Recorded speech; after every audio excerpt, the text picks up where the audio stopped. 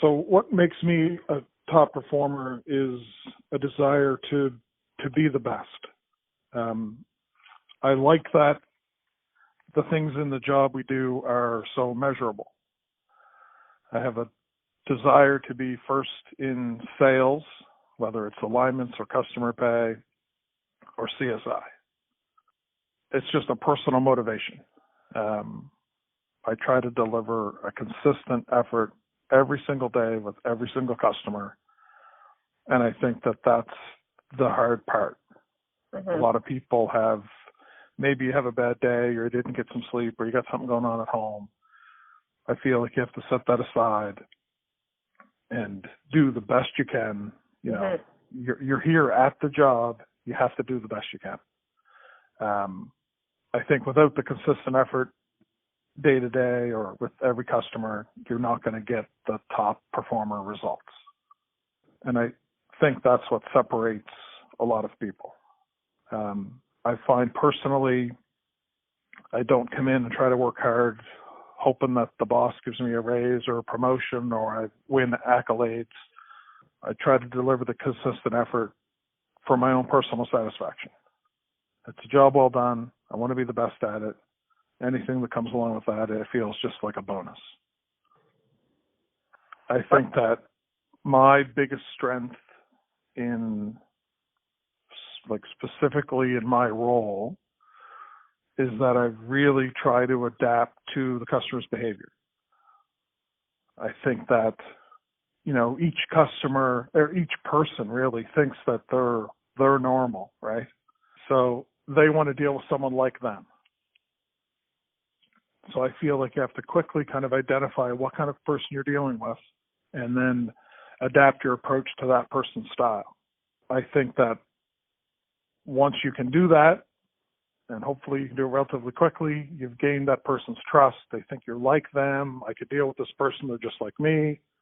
And then, you know, once you have their trust, they're open to whatever possibilities of selling them something or services they need, whether it's that day or in the future, repeat business. They're open to giving you a good score on a CSI survey. As far as teamwork, I think that the other couple people I work with right now as service advisors are very new in the job. You know, one's like a year, one's a couple of months. So, you know, I do find I'm answering a lot of questions for them. I try to, you know, if there's a situation, I try to ask them what they think and how they think they should handle it, kind of like let them kind of answer the question themselves instead of just telling them, oh, just do this or just do that. Try to let them learn for themselves, you know, without really causing them big problems or anything. One thing that I feel like they have my awards and stuff up in the dealership. Mm-hmm. So now there's a little bit of pressure, like as I feel like I don't want someone to come in, deal with me, and as I'm letting them go or settling up, they're like, well, that was an award-winning service. You know, it kind of sounds corny a little bit, but I do use, like, you know, Hyundai has their steps to success, you know, and the obvious thing is the questions on the CSI survey. You know, we know what Hyundai's expectation is for the service visit. We know what the customer's expectations are.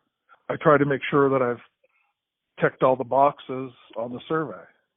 You know, have I done all of these things that they're going to be asked about? So, you know, like I said, maybe sounds corny, but it's a pretty easy guideline to how to handle each visit. I also, you know, I realize that the people rely on their cars. You know, money's not easy for most people. So when they bring their car in, it's an important situation to that person. They want their car working. They don't want to waste money.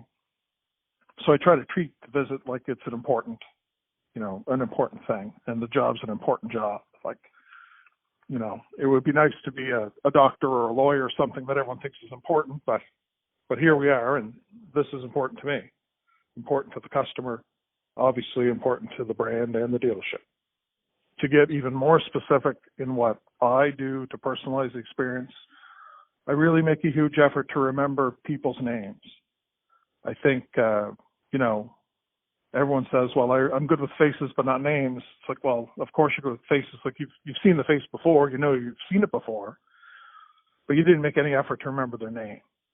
There was a customer that I used to work at a Chev dealer, and he had an old Zalero, and I dealt with him once or twice there. I knew his name was Jeff Elliott. He showed up here with a Santa Fe one day, and he rolled in the drive-thru, and I said, oh, hey, Jeff. And he ended up putting on the survey that he's just blown away that I knew his name. You know, he had never been here before, and subsequently ended up buying another Santa Fe. His son bought an Elantra. But I find when people drive in and you know their name, then you've got their trust immediately, and they're prepared, you know, they're prepared for the visit. They're happy. They're going to come back. They think you know them. You know, it just takes a little bit of effort to commit that name to memory, and then you're golden. It plays into the trust. You're trying to establish a trust. You're trying to be like the person. But if you can hit them with their name, then, you know, like as they're coming in the drive-thru or whatever, it's all the difference in the world. I personally find it, I don't know if you want to put this on the record, but I find it easy to identify who they are with where they're going in the shuttle. You know, so it's like they'll come in and they'll say they want the shuttle, and I'll say, oh, are you still over at, Dartmouth Crossing? Well, how do you know that? Oh, well, the last time you were here, I remember you went there. They're like, well, that was April. Oh, yeah, well, I don't know. I remember. The only other thing I really wanted to add was, the thing at the training that Paul mentioned about setting aside self-doubt and just going for it. It's really, it really hit home, really stuck with me. You know, I think in 2018 when I was at the competition, I think I did have a ton of self-doubt.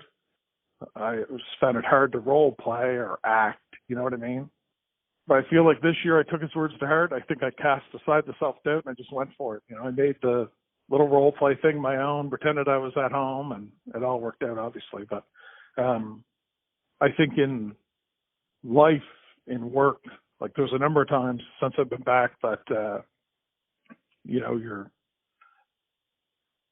have a customer in front of you that has some maintenance due or whatever, you know, when you have that minute of, should I? And, you know, you just set that aside, go for it. And it's led to great things every time.